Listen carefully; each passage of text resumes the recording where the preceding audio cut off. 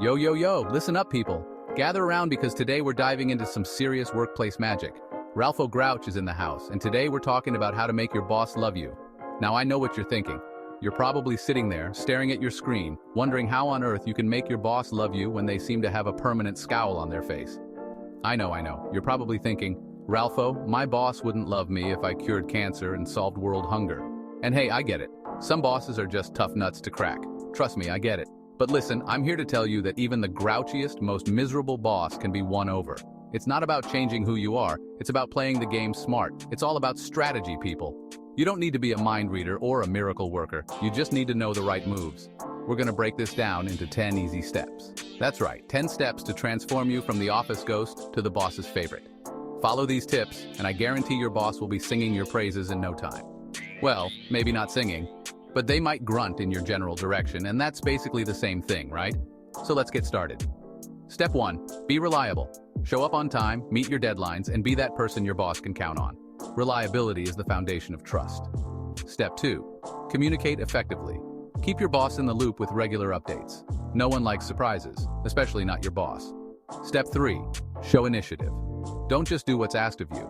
Go above and beyond. Identify problems and offer solutions before your boss even knows there's an issue. Step 4, be a team player. Support your colleagues and contribute to a positive work environment. Your boss will notice your collaborative spirit. Step 5, stay positive. A good attitude is contagious. Even if your boss is having a bad day, your positivity can make a difference. Step 6, be adaptable. The workplace is always changing, and your ability to roll with the punches will make you invaluable. Step 7, seek feedback and act on it.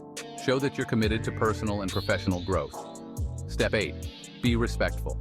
Treat your boss and colleagues with respect, even when you disagree. Professionalism goes a long way. Step 9, deliver results. At the end of the day, your performance speaks louder than words. Make sure you're meeting or exceeding expectations. And finally, Step 10, show appreciation. A simple thank you can go a long way. Let your boss know you value their guidance and support. So there you have it, folks. 10 steps to make your boss love you, even if they secretly hate you. Remember, it's all about strategy and playing the game smart. Now go out there and make it happen. Until next time, this is Ralpho Grouch signing off. Stay awesome, people. First up, we gotta start with the basics. Coffee. Look, I get it, you're not their personal barista. But trust me, a little caffeine goes a long way. Find out what your boss's go-to order is. Black coffee, triple shot latte, whatever, and slip it on their desk first thing in the morning. They'll be so hopped up on caffeine and gratitude, they might even forget to yell at you for showing up 5 minutes late. It's a win-win, people. Okay, so maybe your boss's ideas are about as useful as a screen door on a submarine. But here's the thing, they don't need to know that. In fact, the worse their ideas are, the more you need to praise them. Find something, anything, to compliment. Wow, boss, that's an interesting perspective. Or, I never thought about it that way before. Just make sure you sound sincere, even if you're internally cringing. Remember, a little flattery goes a long way. You know those projects that everyone else avoids like the plague? Yeah, those are your golden tickets to your boss's good side. When nobody else wants to touch a task with a 10-foot pole, you step up and volunteer with a smile. It might seem crazy, but trust me, your boss will be impressed by your can-do attitude. Just make sure you delegate as much as possible to the unsuspecting intern. Laugh at their jokes. Even if they're not funny, laugh like it's the best joke you've ever heard. You might be wondering why this is so important. Well, let me tell you, laughter is a universal language. It breaks down barriers and builds bridges. When you laugh at someone's joke, you're not just acknowledging their humor, you're validating their presence and effort. Humor is a great way to bond. Now I know what you're thinking. Ralpho, my boss's jokes are drier than the Sahara Desert. But here's the thing. It's not about the joke itself, it's about the connection it fosters. When you laugh, you create a moment of shared experience. This shared experience can be the foundation of a stronger, more cohesive team. But here's the thing. Laughter is the key to any good relationship. Even if it's with someone who thinks they're the next Dave Chappelle when they're more like, well, not Dave Chappelle. Think of it as a social lubricant. It eases tension and makes interactions smoother. When you laugh at your boss's joke, you're not just being polite, you're contributing to a positive work environment. So, when your boss cracks a joke, even if it's about the printer jamming again, you laugh. You laugh because it shows you're engaged and approachable. It signals that you're a team player, someone who values the human side of work. And let's face it, we all need a little humor to get through the day. Laugh like your life depends on it. Fake it till you make it, people. Over time, this practice can actually improve your own sense of humor. You'll start to find the funny in everyday situations, making you a more enjoyable person to be around. So, the next time your boss makes a joke, remember, it's not just about the joke, it's about the connection, the shared moment, and the positive energy you bring to the workplace. Keep laughing, and watch how it transforms your work relationships. Be punctual. Always be on time. It shows respect for their time and sets a good example for the rest of the team. Look, I know time is a flat circle and all that, but being on time is crucial. Your boss might not notice when you're on time, but they'll definitely notice when you're late. And trust me, you don't want to be on the receiving end of their late-to-work speech. It's not pretty. So set your alarm, drink your coffee, and get your butt to work on time. Ask for their advice. People love to feel important. Ask for their input on a project or decision to show you value their opinion.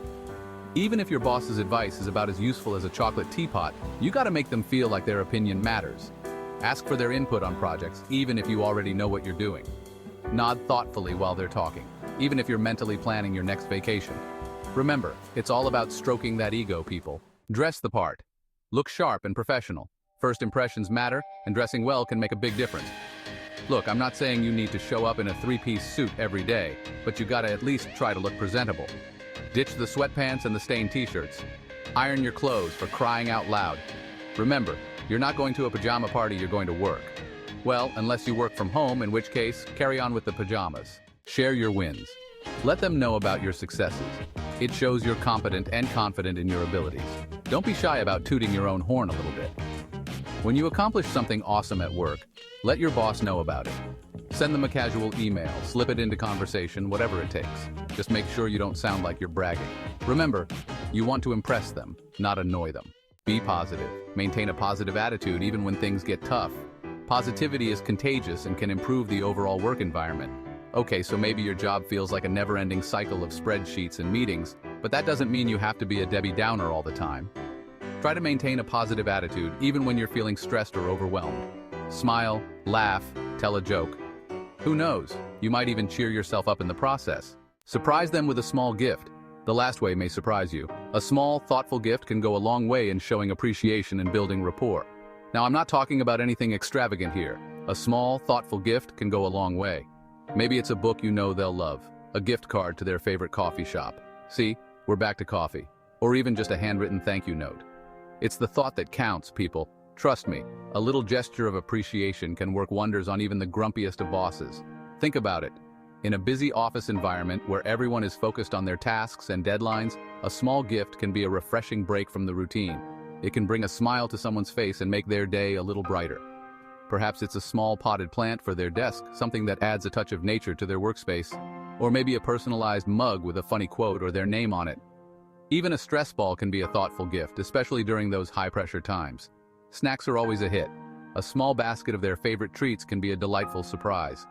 Or how about a framed motivational quote to keep them inspired? The key is to think about what would make them happy and feel appreciated. It's not about the monetary value, but the sentiment behind the gesture. When you take the time to choose something meaningful, it shows that you care, and that can strengthen your relationship with your colleagues and superiors. So next time you're thinking of ways to show appreciation, remember that a small gift can have a big impact. It's a simple yet powerful way to express gratitude and build a positive work environment. After all, everyone likes to feel valued and recognized for their efforts, and sometimes the smallest gestures can leave the biggest impressions.